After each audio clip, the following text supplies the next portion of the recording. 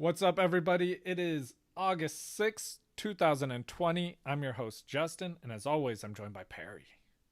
Good afternoon, Justin. Good Are evening. you a banana? I am not. That's funny because I find you appealing. I thought you were going with the banana split in some way, and I could not figure that out. I'm like, I Nope, don't this know is a where he's family going. show, so That's, you're appealing. thank you. Thank you. You once got very drunk and in a cab ride back to our hotel asked everybody in the cab, what kind of fruit would you be if you could be any fruit? So this pickup line made me think of that situation. I actually did. I remember it now that you said that, but like at hmm first I'm like, this does not sound familiar. But now I'm like, I remember that. Do you know You what you told chose? I chose a pear That makes because sense. that made you I'm laugh and Perry. you got really excited. You told me that you would be a kumquat. Was that a fruit? I I don't know. That's what you told me though. I'm impressed I came up with that. Yeah. You were mostly asleep, so Was this after a wedding? yeah, I my remember brothers. this. Yeah. Okay, I remember this now. Um, That's impressive. anyway, before we get into the show, I did want to say on Twitter, we ran a poll on what jersey we were going to give away or what we were giving away. Either autographed Jared Cook jersey or an autographed Cam Akers football. The Cam Akers football won by a landslide. I voted for Cam Akers. Yeah, there was also though some people who reached out who are very sad about the Jared Cook jersey because they voted for it 3 months in a row at this point. Oof. So I No love. decided no, lots of love because I decided, you know what? I'm going to give away both of them. So one person will get an autographed Jared Cook jersey, one person will Thank you, get away buddy. a Cam Akers football. Can't wait. Oh, you're not giving it to me. No, definitely not. Oh, You are literally the only person excluded from this giveaway. this is some bull quack.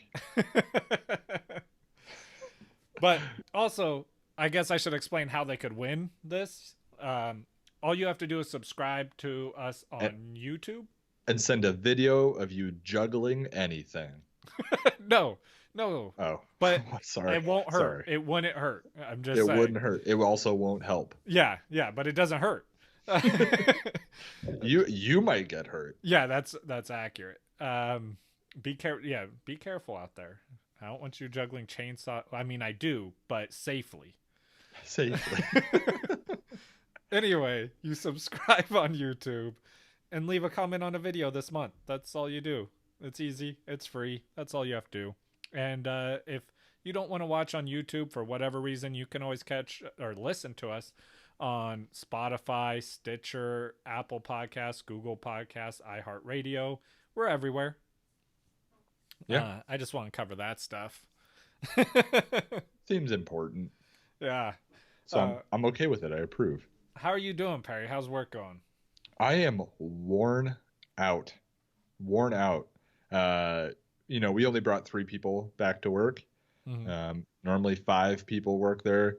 So I'm doing more than one job at a time, and I'm happy to be working. I'm certainly not complaining, but I am beat. I just look forward to like laying on the couch every night. But we're doing well at work. We're making lots of sales, making lots of great whiskey. So, things are good. Just tired. Well, you look good. Yeah, that's a given. Jeez. State the obvious over here. Yeah, that's my job. You couldn't even do it in a fun way like I do it every episode. Well, I didn't have time to Appealing. prepare. It was completely impromptu. Just right off the top. You look good. Just straight and to the point. People like that. At least you didn't go the banana split route. Yeah, that could have happened. But anyway, today we are going to This be day. talking about our top 12 wide receivers. So wide receivers that will finish as a wide receiver 1. I did hear something interesting earlier today.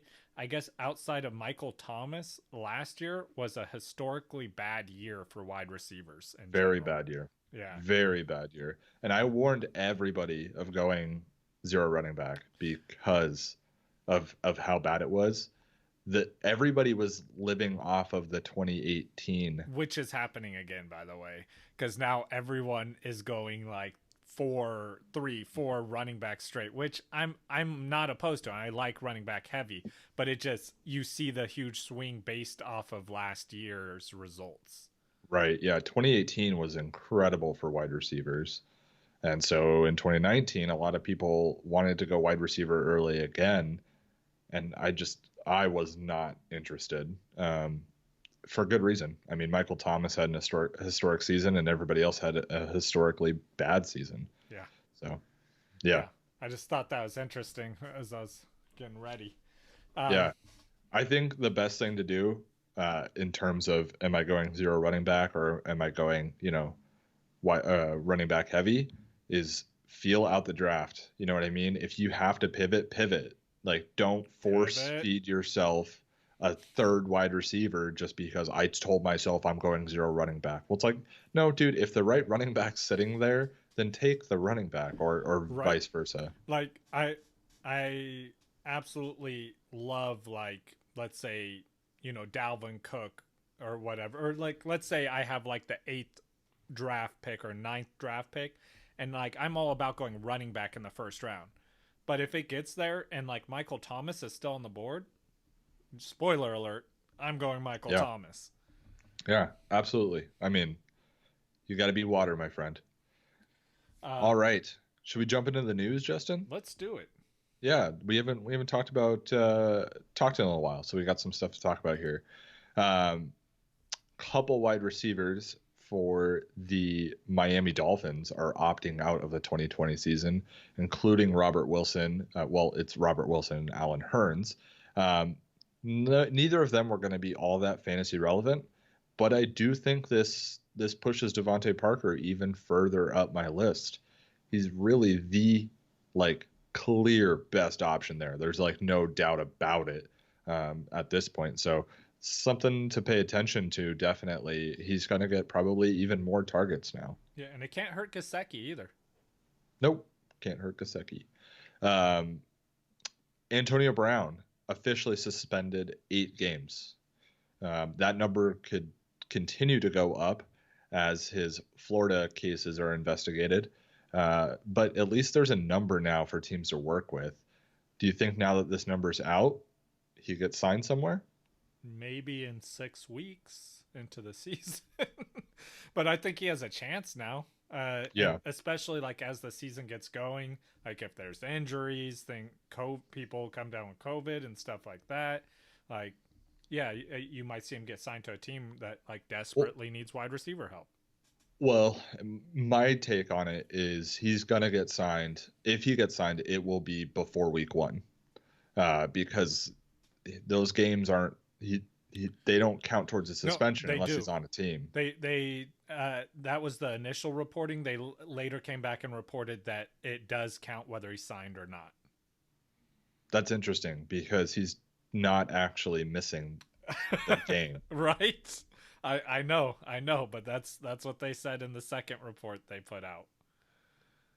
That doesn't even make sense. Absolutely. I'm going to have to clarify that. I'm going to clarify that, like butter.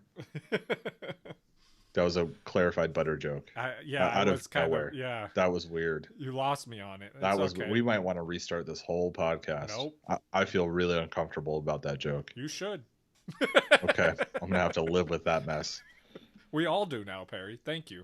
The Seahawks are still, eyeing Antonio Brown. They clearly want to pick up a veteran wide receiver. They clearly do. They keep talking about Josh Gordon. They keep talking about Antonio Brown. I really don't want them to pick up anybody. I don't. For DK Metcalf's sake, for Tyler Lockett's sake, I do not want them to do it. But they seem to really want to. Yeah, I know. I don't want this to happen. If they picked up one of them, which one would you rather? Antonio Brown. Antonio Brown. Yeah. Because at least, it will hurt DK Metcalf and it will hurt Tyler Lockett. Mm-hmm. And having Josh Gordon would hurt them both as well. But Antonio Brown is going to be more fantasy relevant than Josh Gordon. Yeah. So I could go pick up Antonio Brown. I actually still own Antonio Brown in a dynasty league. As do I in a And different so dynasty. so it's like, okay, well, I guess I just pivot from Tyler Lockett or DK Metcalf to Antonio Brown when he's back. Um, and there's no reason why he shouldn't still be like at least 60 to 70% of what he was. And, that could be pretty good. So I know that's what I don't want. I want Josh Gordon to come and just like, because I think Antonio Brown's better than Josh Gordon. For sure. Especially at this point. And I would rather have a player come in and they're like, man, this isn't working out. And it just goes to DK and Lockett for the, almost all of it. I don't. Josh Gordon, I think, is still pretty good at football, but he's not a superstar. Yeah. I think any team he goes to, they're going to be happy to have him. I think he's going to be effective. I think he's going to, help a team win some games. And I think they're going to be happy with him. Whereas Antonio Brown will still be fantasy relevant. Like, he will. I know. That's my problem. I don't want him to take from my. Well, I think Josh Gordon's gonna take as well, but I think it's gonna be a more even. It's just gonna lower it. It's gonna lower everybody on the team. Whereas Antonio Brown comes in, he'll lower the other two, but I think he might spike. I don't know. Honestly, if anybody goes there, I'm probably not taking any of the wide receivers on that team just because I don't know how that's going to play out. And the value on them right now is just far too high.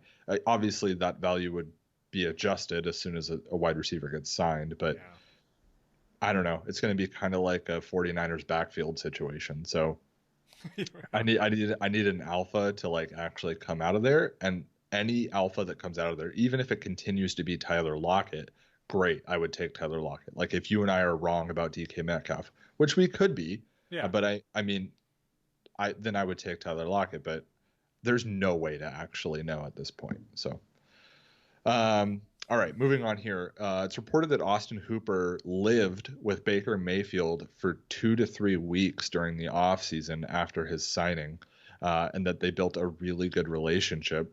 Now, there's no doubt that Austin Hooper is going to see less volume in Cleveland than he did in Atlanta. But do you think Austin Hooper is actually like a pretty good like swing for the fences tight end pick? I don't. You don't? No. You don't think the touchdown numbers could be incredible? I mean, like they could be really high. Yeah, I just think there's better options at where you're getting him. I haven't even looked where he's going. Let me look. Go ahead. I want to say he's somewhere in those tight end 10 numbers, maybe slightly above that. I think he's slightly above that actually, but I think that 12. He's 12? Currently tight end 12. Right after Rob Gronkowski and right before Mike Gesicki. Honestly, I'd rather have either one of those.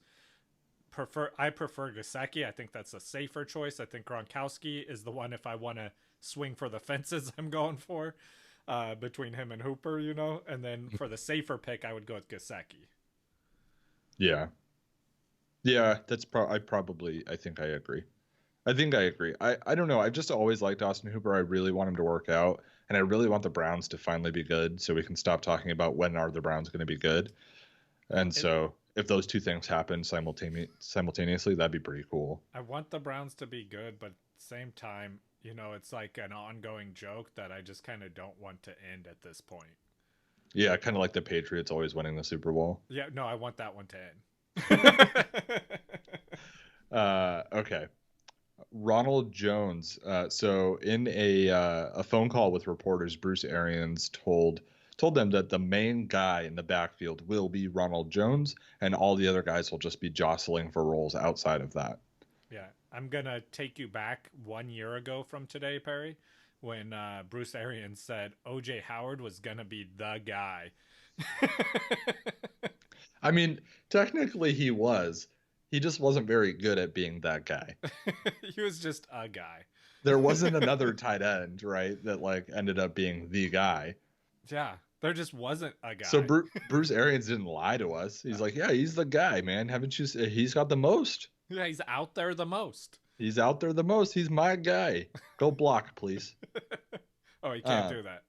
Okay, go drop more balls. Anyways, I think it's nice to hear something right? I think it's nice to hear something. And if it came down to it now, like if there was a weird situation where I had to decide who I was going to take in a draft, I might remember this and think of Ronald Jones. But I kind of agree with you that Yeah, it's all BS to me because honestly, it's I'm going gonna to jump. affect my rankings though.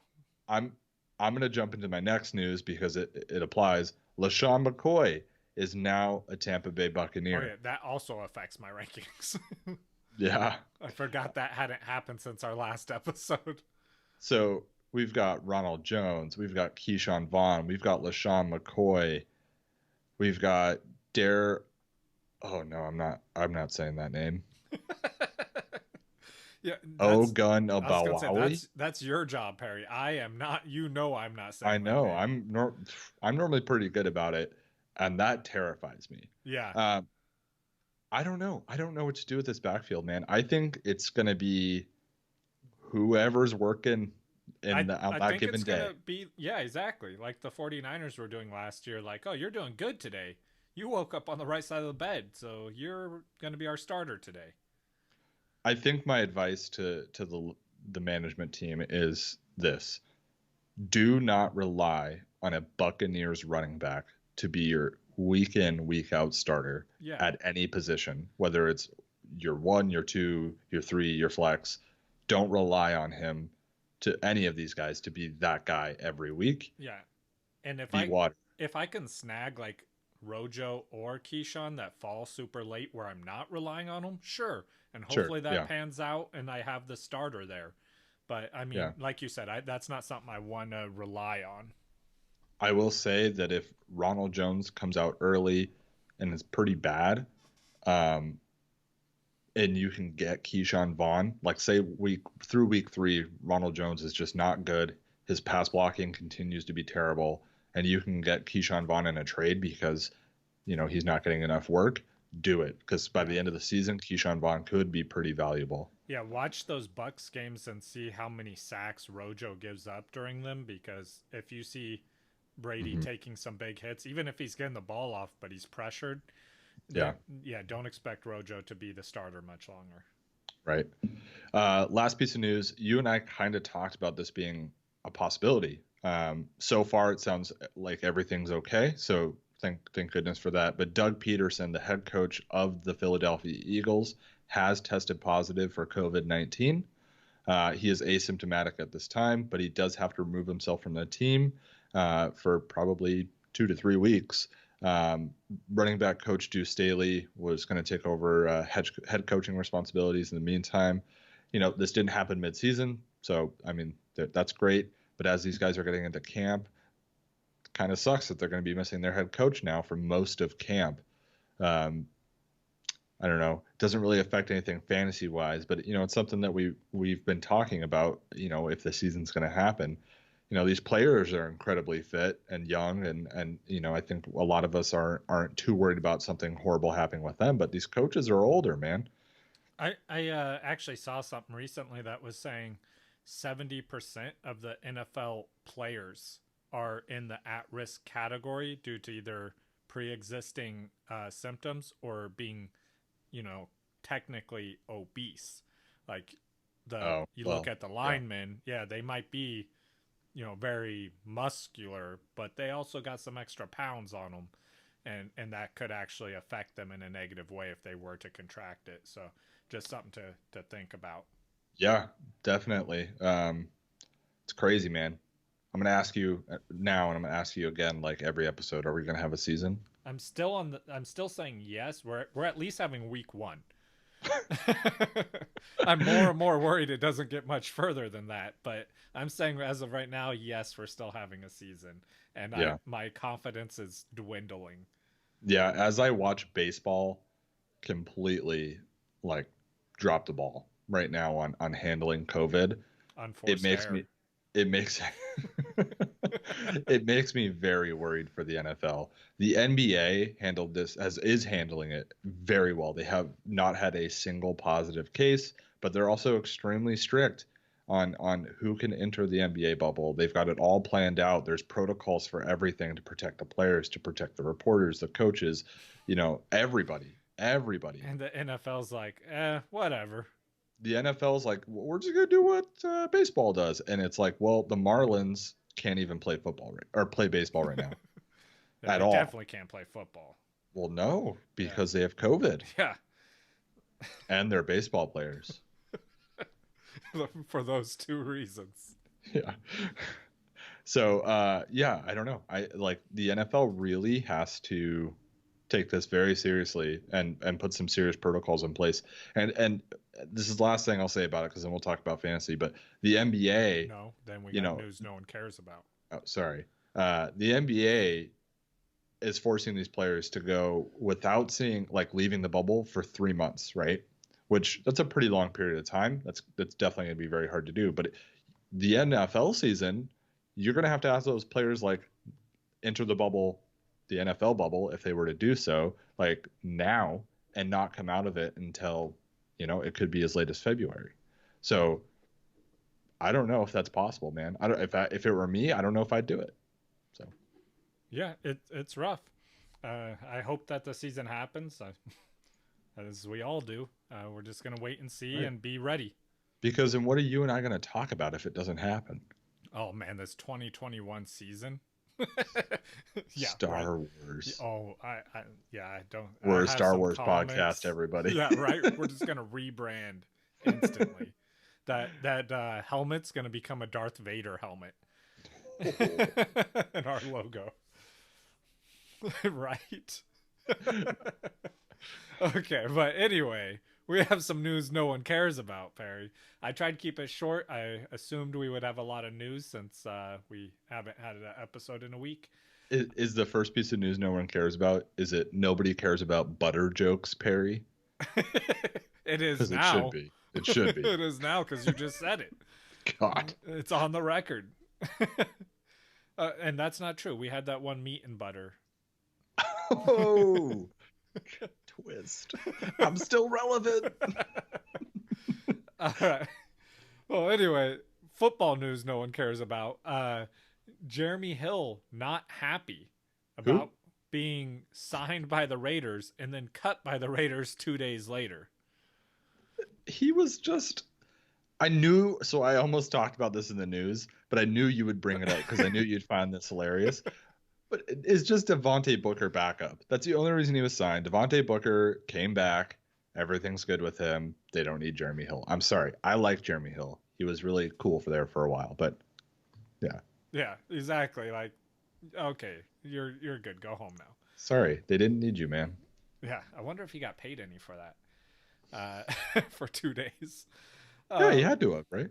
I don't know. I don't know how it works for preseason. I don't know how it works at all, man. Or a lack of preseason, I guess. But yeah, it happened. He's upset about it. Poor guy. Mm. I wish it happened to me. I'll go sign to a team for 2 days that I never played. Just say I was I used to be a professional NFL football player. That'd be pretty cool. Yeah. What team did you play for? Well, I was on the Raiders. Never actually played, but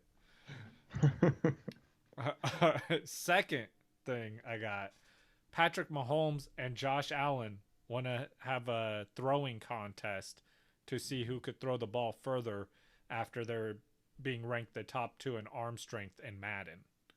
I believe Pat Mahomes was the one that was pretty upset about the fact that Josh Allen's arm strength was ranked higher than him. Yeah. I do think that it's hilarious how much stock these guys put into their Madden ratings. I know that's why I put this in here, because like this is like the fourth thing that we've seen players get upset and challenge each other in some way about. Yeah. It's so funny. I like it a lot though. Yeah. Matt Breida also says he is the fastest player in the NFL after running 22.3 miles per hour last year, which is the fastest speed ever recorded on a field during a game. And he says until another player beats him on the field. I mean, yeah. I mean, that sounds legit. That's sound argument, I guess. Yeah, that's true. You have the record, so yeah, you are the fastest till someone does it. I have the most butter jokes on this show. That's accurate until someone beats it. Yeah, until Justin decides that he likes butter more than me. I don't know.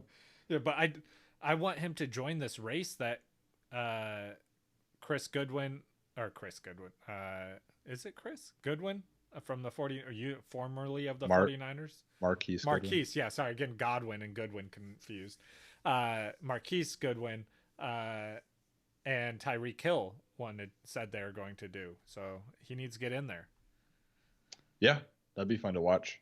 That's like my favorite part of the Pro Bowl is like all these weird competitions that they do. I don't actually watch the game. I just watch the weird competitions for like 3 days before, and they should do stuff like that. Yeah, they like last year before the season started, they did that 40-yard sprint where everyone was racing. They should just incorporate that into the Pro Bowl thing. They should do like a 400-yard relay race for like the wide receiver cores of each team. That would be awesome. I would watch that. Yeah. Also, Kansas City would destroy. Yeah. Yeah, you think? They have 3 of the fastest wide receivers in the NFL. All right. Last thing, Gardner Minshew, or if you remember from last year, Beowulf Minshew. How could I forget? Right? And this is exactly why. He went on COVID list, came off it 2 days later, and when he was asked about it, he said, "I did not contract the virus. It took one look at me, and it ran the other way, probably in its own best interest." Yeah. And this is why I love this dude. Beowulf Minshew doesn't contract the virus. The virus contracts Beowulf Minshew. And he's fatal. He kills that thing. Fatal. Yeah, 100% death rate. I want to like him so much more for fantasy than I do. That's the upsetting part. Like, I'm like, man, I want you on my team, but do I? But do I? It's more like I just want to watch you every week. Yeah, I want to root. I mean, for your you. press conference. I want to watch your press conference every week. Yeah, exactly. I just want to see him on TV talking. Yeah, can you stream, please? Yeah, right. I need to get him on this show. Perry, we're getting a third. We're getting a third host. If it's Beowulf Minshew, I'm down. Yeah. Also, I can't tell him no. He kills COVID. Yeah, and we're basically just going to be sitting here while he talks. So. Right. I make butter jokes and he kills COVID. Clearly, he's the alpha. Yeah, with his mustache. Right. I can't even grow like a proper mustache. I have to grow a whole beard, or otherwise my mustache looks weird. Yeah, I can grow a pretty gnarly mustache, but it like the first month of it is awkward. So yeah, and then everything else too. Yeah. Yeah. Well, yeah. I mean, no, it gets a lot. I feel like they're I don't know what's after awkward, but that's what happens. Creepy. After. Yeah. I feel inappropriate. Like, yeah, inappropriate. I like that. Yeah, it becomes inappropriate. All right. We can't stay on task today. Okay. Yeah, halfway through the show, we haven't even started our rankings. I don't even know what we're doing. Oh yeah, wide receivers. Yeah. Okay. Let's get into the rankings here. The first few, I think. Few are pretty easy. Yeah. Yeah. Number 1, Michael Thomas. Yeah, like if you're listening to someone who's talking about fantasy, that isn't us. First of all, why? Second of all, yeah, gross. If any of them say Michael Thomas is not the number 1, I mean, he's the CMC for the wide receivers. It's clear he's the one. So stop listening to them. Continue listening to us, obviously, because we think Michael Thomas is the one. I will say this, because we both have Devontae Adams's too. Yeah. So we'll talk about both of them real quick. I will say this. There is a world where Devontae Adams beats out Michael Thomas as the number 1. And the way that happens is Devontae Adams has an insane touchdown rate this season, right? Yeah. If Devontae Adams went out and had like 17 touchdowns, 16 touchdowns, something ridiculous like that, which is possible. I mean, it's possible. Then he would, he could beat him. But Michael Thomas, there's just too many targets going to him, and he's too good at what he does to get beat by anything other than a historic season. And that offense is centered around him and Drew Brees' ability to throw accurate short passes. Right. And a lot of people want to talk smack about Michael Thomas and say, oh, he just runs the slant route and just runs that 10-yard slant route over and over again. It's like, who Yeah, cares? well, stop Who him then. cares? Right. Right. If it's so clear what he's going to do, then just don't let him do it. Yeah, That's the what it, defenses in the NFL must be really bad then. man, I'm feeling wily because I'm tired. That argument is so dumb when some people are like, well, they just do this over and over again. Same people do it with the Patriots, right? Yeah, the They're 49ers just run the ball over and over again. Okay, well, stop them. stop them, right? Lamar Jackson he just tucks the ball and runs over and over again. Well, yeah, he does, and then he beats you. Like, if you know what he's gonna do, then why didn't you stop him? And it's like, to be shut fair, up. I'm somewhat guilty of this because every time I watch Russell Wilson, who, I mean, he's amazing and I love watching him. Every time I'm watching him play against my favorite team, 49ers, when they get a pass rush on him, I watch him do that back shoulder spin and get away from the defender right before he gets creamed in the back. And I'm like, you know he's going to do it. Stop it every time. But to be fair, I'm yelling at the defender. I'm not saying this is unfair. It's cheap. No. Stop him. Stop him. You just have to appreciate how good Michael Thomas is at what he does. Who cares if he does the same thing over and over again? He's extremely good at it. Yeah, exactly. Does it very well. Yeah, better than anybody else. Yeah, okay. If any other receiver could do that, they would. All right. I believe we have the same number 3 wide receiver as well in Julio Jones. Yeah, we do. And like the first two I feel like are standard. Like most people, when you go look at other rankings, whatever it may be, most expert rankings, those first two are pretty standard. Julio Jones actually isn't for number 3, so I think it's pretty funny we both have him at number 3. I think a lot of people have Tyreek Hill up here. Some people have Deandre Hopkins up here. Yep. For me, first two I feel like is that first tier, and then those last 3 you just mentioned are like that next tier. Right. I think this is going to be the last year that I have Julio Jones. Yeah, I would agree with this that. high, but I do think that he's still good. I think that Julio Jones isn't going to see a huge drop off this season. I feel like in my top 12, this is the one that I could be the most wrong about. Like because Julio Jones is up there in age. I think he may be one of the more riskier players in the top tiers. So like, I think that he could see a fall off, but we have not seen it yet. And I'm not willing to gamble saying it's going to happen this year. So I think like he's right there. If he was a year younger, I would have him in the same tier as Michael Thomas and Devontae Adams. You know, he did have a drop off last season, Justin. He only had 1,394 yards last season, whereas his previous low was 1,409. So I don't know. He's going off a cliff. Yeah. No, he's going to be just fine. He's going to be on one of the best passing offenses in the league, volume-wise for sure. He'll still see probably another 145 to 150 targets. Julio Jones is, in my opinion, still pretty safe. I think he's actually probably safer than Tyreek Hill. Yeah, definitely. Right. Yeah, Tyreek Hill's going to be like one of those boom or bust players, and they have so many weapons there that they like sometimes it's just not his week on that offense. So yeah, that's always a fear with him. Who do you have it for? So this is where our rankings actually differ. Mine's a little bit of a gamble. I know this. It's Deandre Hopkins. He's coming into the new offense there, but I do think he's the alpha there and is going to be reliable in my opinion there.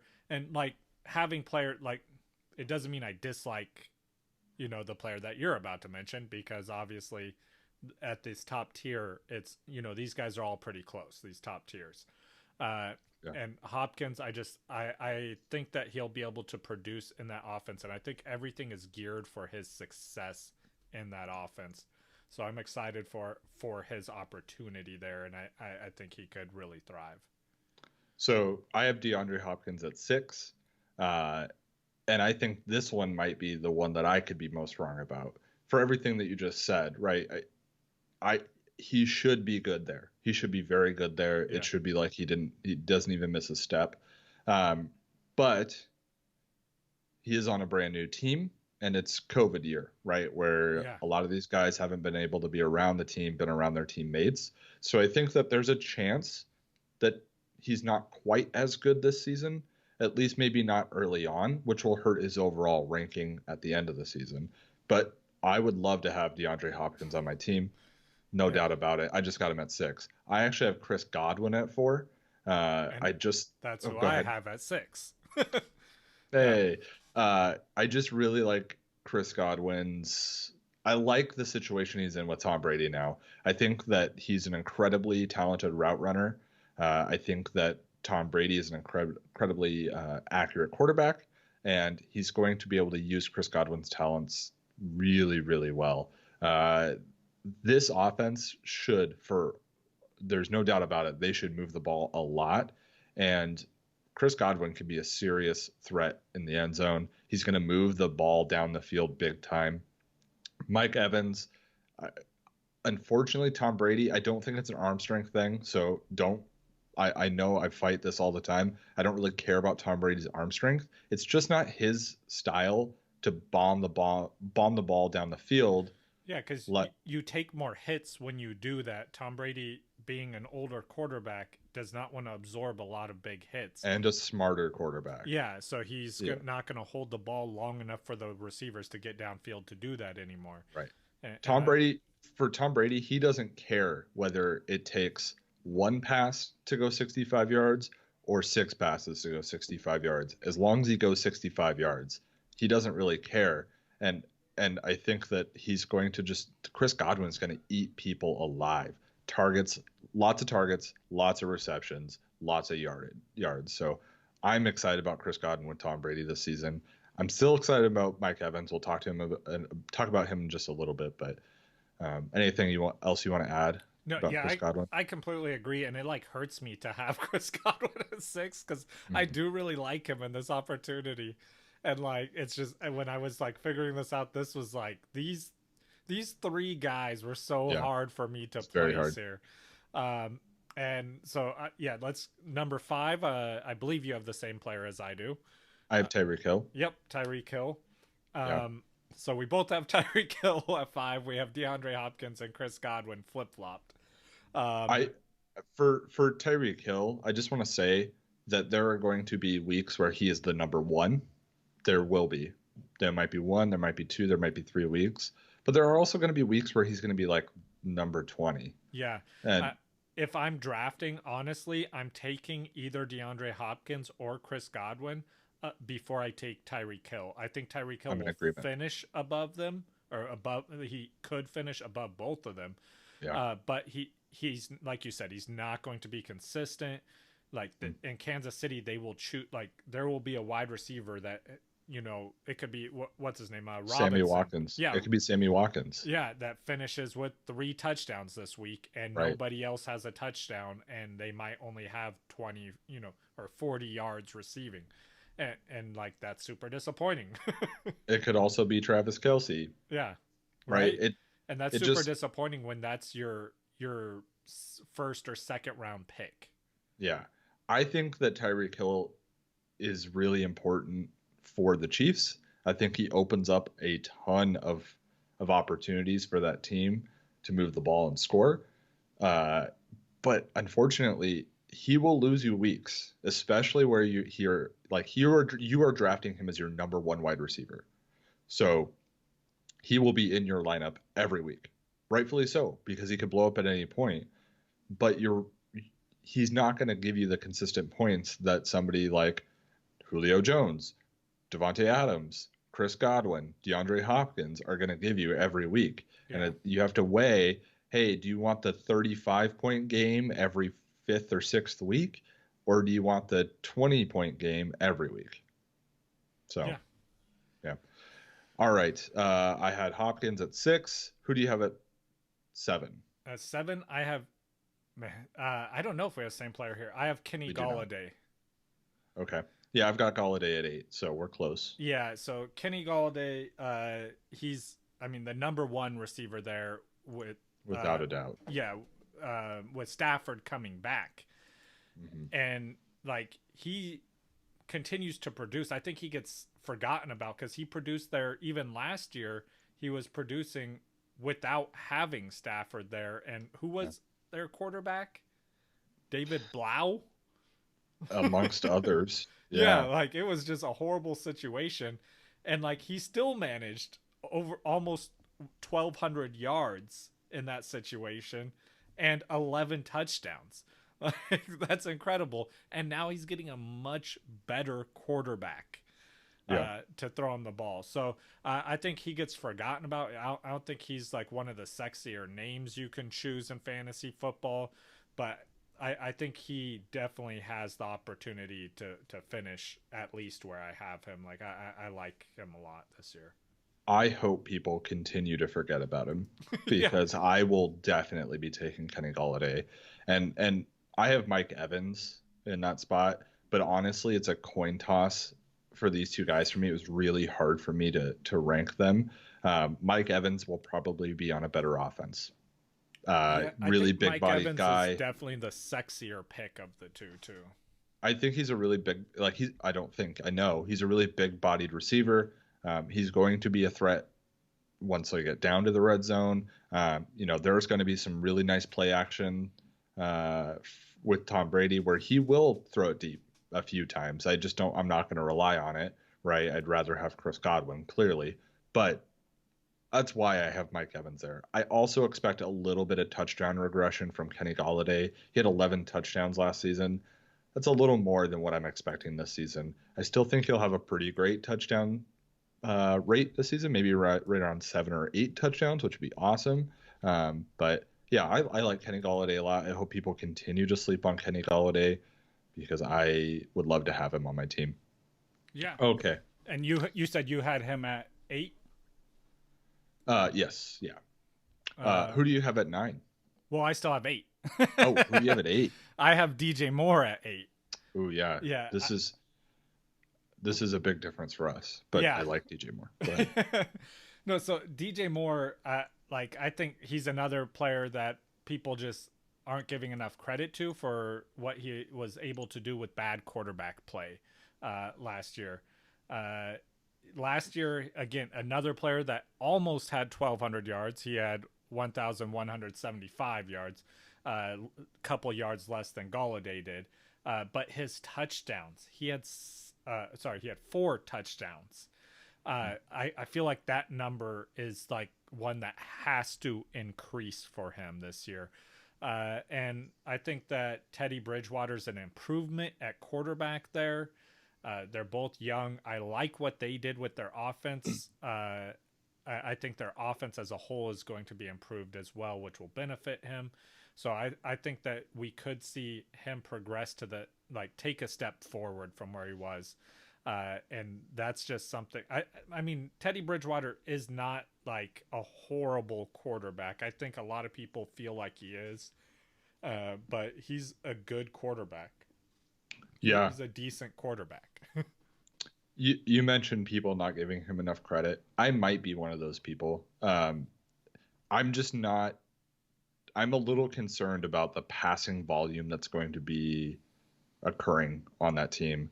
Teddy Bridgewater is an incredibly accurate quarterback, but not going to throw the ball a whole lot. And so I just worry a little bit about DJ Moore's volume. I think right where he was last year at 135 targets might be his ceiling. I think the almost 1,200 yards, basically, I think is his ceiling. But he might finish with like maybe 6 touchdowns.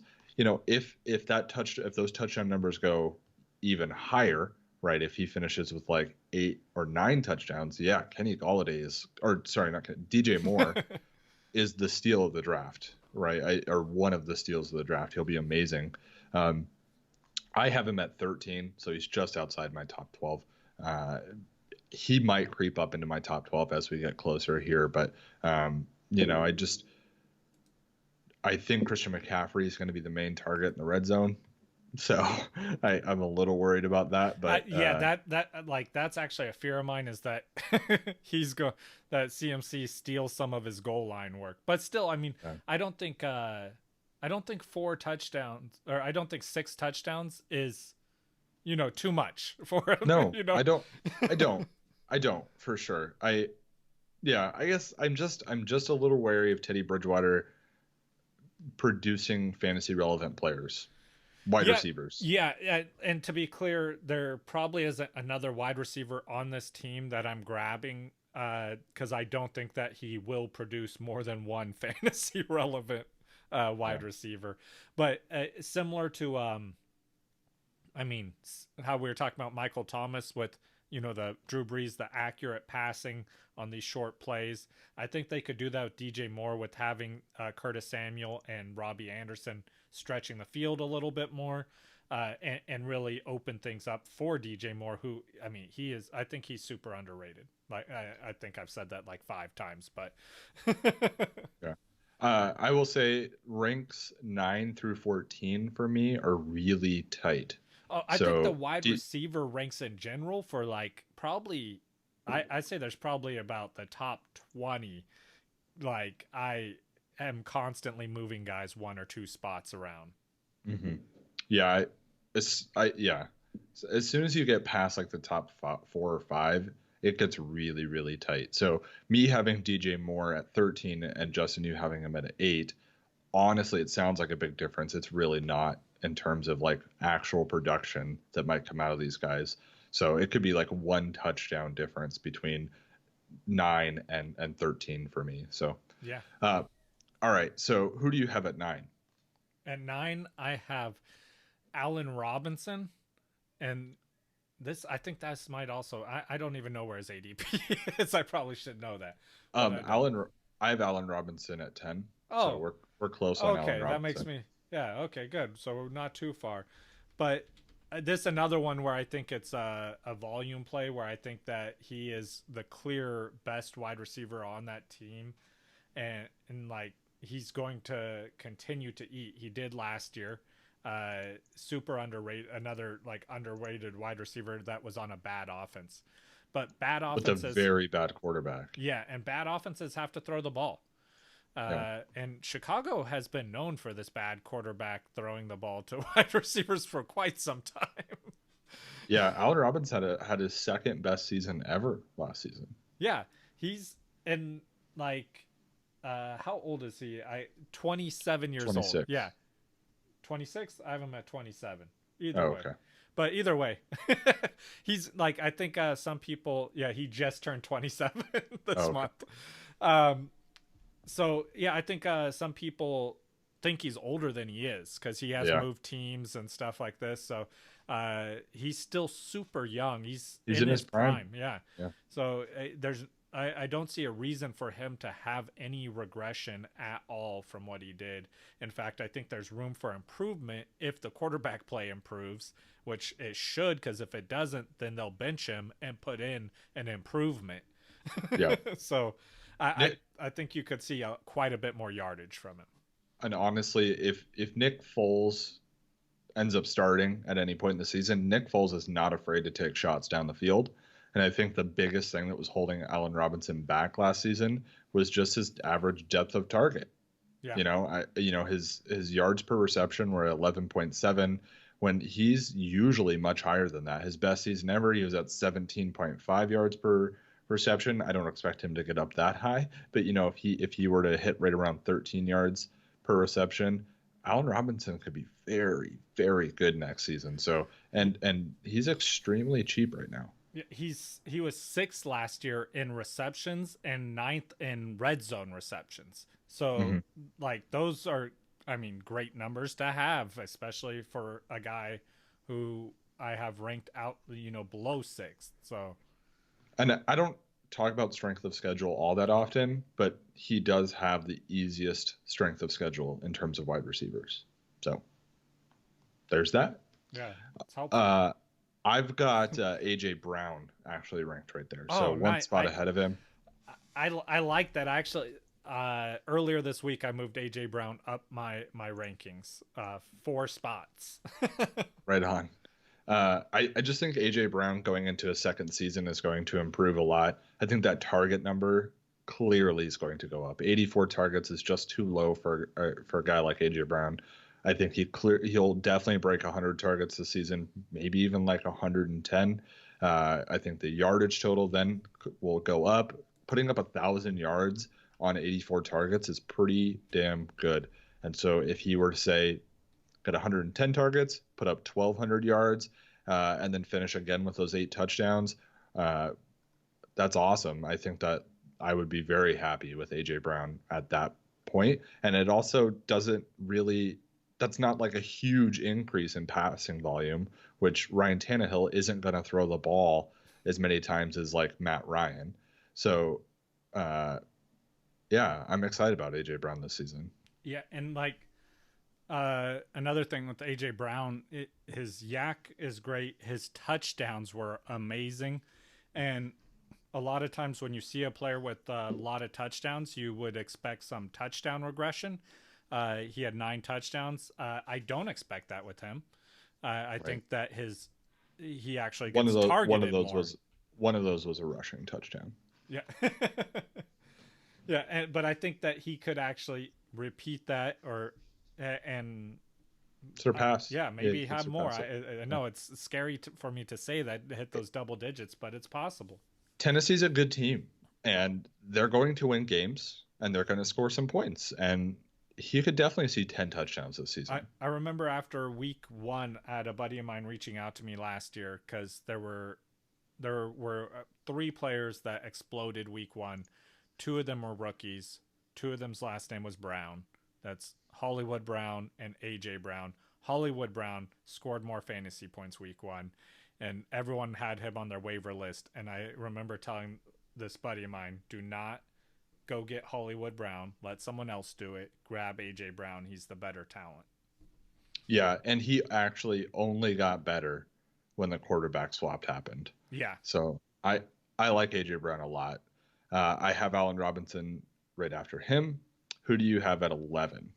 Or no, who do you have at 10? Yeah, so my 9. I'm trying to skip your my 9 list. was Allen Robinson. My 10 is Mike Evans. So okay, we've already spoke about him. 11 then. My 11 is this man by the name. He's a beast. AJ Brown. I think I've heard of him. Yeah. You want Marquise Brown over him, right? That's what you said? No. Oh, okay. I'm trying to look. Yep, not in my top. Not a wide receiver 2 on my list currently. Oh, interesting, because he did put on 25 pounds, apparently. Cool. All right, 11, I have Odell Beckham Jr. I am very excited about Odell Beckham Jr. this season because he is so cheap. And I think he's going to have Odell Beckham had a bad Odell Beckham season in 2019, but he didn't have that bad of a wide receiver season. I mean, he was still fantasy relevant all year. No, where do you have Odell? I actually have him as number 12, so 1 spot below. And that's the thing with Odell Beckham is like, I think a lot of this, which you see in fantasy football, people react to last year. Last year, Odell Beckham hurt people. They drafted him super early, and he hurt their team because, as you said, a lot of people are grabbing wide receivers too early. And him specifically, this was one of the guys who I had on my bust last year for like a player who I thought might be a bust. And like I nailed this one. I'm wrong on some, but this one I had nailed. But this year I like him, because like you said, there's value there now. I think it's his 2nd year in this new offense. He's going to improve. They fixed their coaching issues. Like there's no reason to think that the offense is going to continue going the wrong way. And as you said, like he wasn't completely like useless last year. It's just that he didn't do what you drafted him to do. Right. He had 1,000 yards and he had 4 touchdowns. The touchdown number is low for sure. And I think a lot of people were working off of the 12 touchdown, 13 touchdown, 10 touchdown season where he had 1,300 yards, 1,400 yards, 1,300 yards. I'm not expecting that out of Odell Beckham this season. I think that he'll get right around maybe 1,100 yards and like 6 to 7 touchdowns. And that's an awesome season out of Odell Beckham Jr. For where you're getting him right now. Yeah. Gone are the days where he's going to have 100 receptions and 10 touchdowns. I'm sorry. Those days are gone, but he could totally have 80 receptions for 1,100 yards and say 6 touchdowns. And he had 74 receptions last year. I do see that number increasing. So I think that'll be beneficial, especially in PPR, obviously.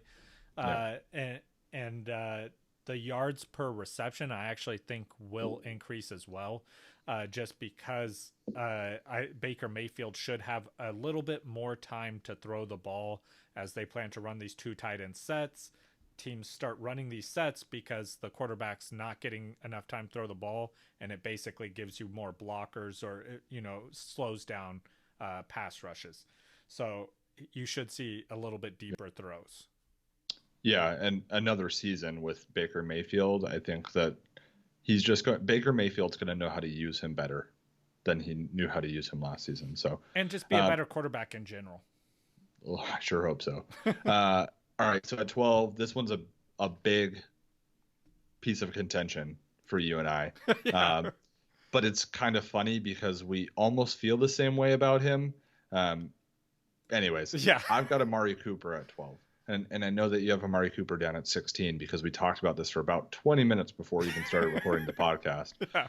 But my reasoning for having Amari Cooper here is one of them is he's going to be on probably the highest volume passing offense in football, if not top 3 for sure. He's the number 1 target as far as we know right now for receiving on the highest volume passing offense in football. And I understand that he's going to completely disappear a lot of weeks where, when I say completely disappear, I mean like 4 receptions for 40 yards, which I'm sorry, that's not helping you in any way win games. But he's also going to have weeks where he has like 250 yards and 2 touchdowns, and he's going to completely just win you that week. But I wouldn't want to own Amari Cooper on a team because of everything that I just covered right there. But his ending 2020 stat line will still have him as like a top 12 wide receiver, in my opinion. That doesn't mean that he's a top 12 fantasy value wide receiver, as in I don't think there's going to be a lot of championship teams that have Amari Cooper on their roster. So, but if I have to rank where they're going to finish, I'm going to say Amari Cooper probably cracks the top 12. Yeah, and like you said, I agree with you on the whole. Like, there's weeks where he vanishes. I think there's more of those weeks this year than last year, which is why I have him as low as I do. And like, he's good, but like, I think he will share more. Like, that's kind of our point of contention too. Is like, you think he'll have a bigger share of the passes than what I do. So. I mean, that's where we differ in our opinion, which, I mean, it makes sense. We both see a big target volume for the team as a whole. It's just, I see it as a more evenly split, and you see him as getting the majority of those. So, I mean, it makes sense for your ranking, obviously, for with that being said. But at the same point, I don't think 12 and 16 are also a huge difference in rankings. I mean, it is for drafting. Yeah, in draft value, it's a huge difference. Yeah. And I think that's where you and I completely come to an agreement. Yeah. Is that the value that is being placed on Amari Cooper right now is way too high. Yeah, I think it's neither of us will be owning Amari Cooper. Yeah, and it's kind of similar to the Tyreek Hill take we were talking about, where even if I were to have some of the players around him on the board, like maybe even a spot or 2 behind him on my rankings, I'm probably grabbing them before I grab him, because there's weeks that he will just completely let you down. Right. And I mean, just looking here, if we look at half point PPR and wide receiver rankings, Amari Cooper is actually ranked 12. So exactly where I've got him. DJ Moore right after him. I'd rather have DJ Moore. Odell Beckham Jr. after him. I'd rather have Odell Beckham Jr. I'd rather have Calvin Ridley, who's after him. Yeah, I'd probably even rather have Robert Woods, who you have ahead of Amari Cooper. Yeah. And so, and I actually have Calvin Ridley one spot behind him, and I would rather have Calvin Ridley. Now, if I wanted to create a team where, hey, I look back, and this is based on my rankings, right? If I wanted to create a team where I look back at the 2020 season and be like, wow, look at all these great players that I have and where they finished. That's great, but I'm probably going to finish like 4th place in my league. So you have to draft smart, right? Just like we were saying with Tyreek Hill, do you want the guy that's going to blow up a couple weeks this season, or do you want the guy that you drafted a round later that just gave you consistent numbers all week or every week and won you a championship, or at least got you deep into the playoffs. So Amari Cooper could win you a championship, but you have to get to the playoffs with him, and then he has to blow up in the playoffs. Yeah, And throughout. throughout, and there's no way to guarantee that happens. So yeah. But yeah, so that wraps up our top 12. Our next episode will be our wide receiver twos, so 13 through 24.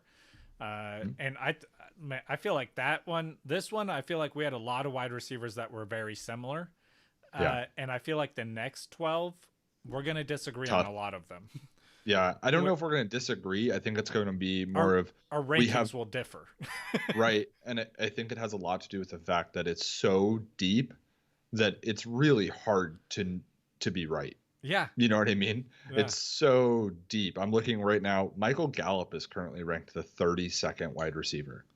Nice. I have him above that. I could almost put Michael Gallup in my top 24. It doesn't sound too bad. No, it doesn't. So it's gonna be weird. Man, yeah, it's gonna be kooky. It's intense. I'm just looking at my rankings. I'm like, I need to move that guy. So I'm excited. I'll be ready with those guys. But yeah, so make sure you guys subscribe, so that way you can leave a comment and you could win either an autographed Jared Cook jersey or an autographed Cam Akers football this month. All you have to do is subscribe and leave comments. Football? I thought it was a jersey. The Cam Akers? Yeah, it's a football. Yeah. The Jared Cook is a jersey. Oh. Well, I'm going to leave you guys with a joke. I'd tell you a rumor about some butter on a piece of toast, but you might just spread it. You are by far number one with the butter jokes now, Perry. Thank you.